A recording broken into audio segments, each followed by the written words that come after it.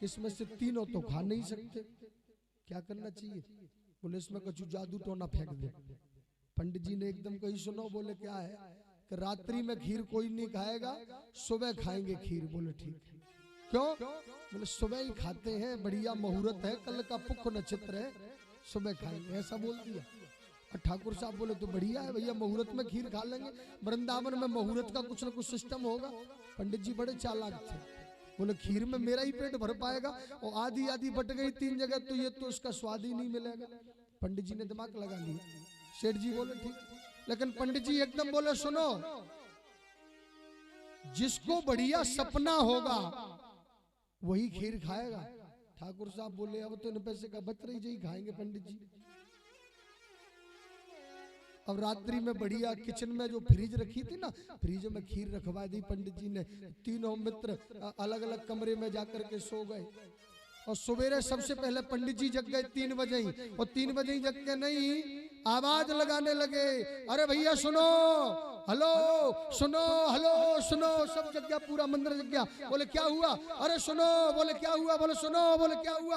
अरे भगवान विष्णु मेरे सपने में आए थे। पंडित जी कहने लगे कौन आए थे? बोले भगवान विष्णु आए थे, मुझे गोद में बिठाला और लक्ष्मी जी ने चम्मच से मुझे खीर खवाई। ठाकुर साहब बोले अब जाते बढ़िया सपनों का है सकते। पंडित जी खीर खाए गए।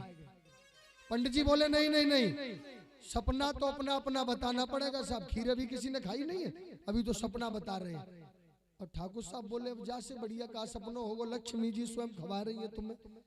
अब इतने में बोल पड़े कौन? सेठ जी बनिया। सेठ जी बोल पड़े सुनो। बोले क्या है?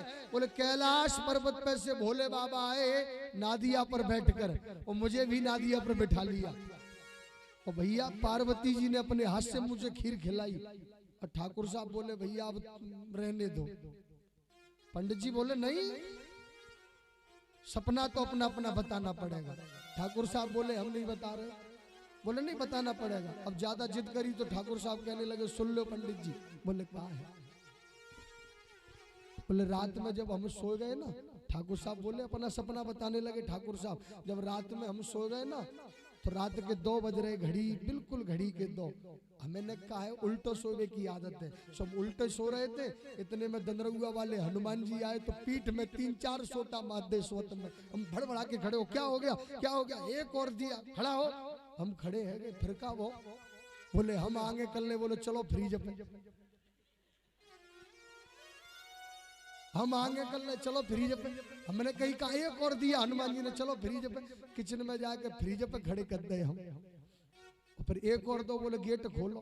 बोले अब काहे का जाए, अब ही खा जाओ पूरी है।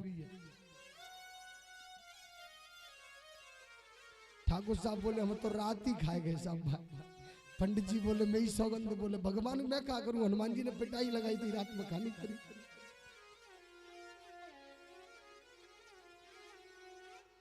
रात में ही खीर खा गए। पंडित जी ऐसो मोह करे फिरे, ऐसो मोह।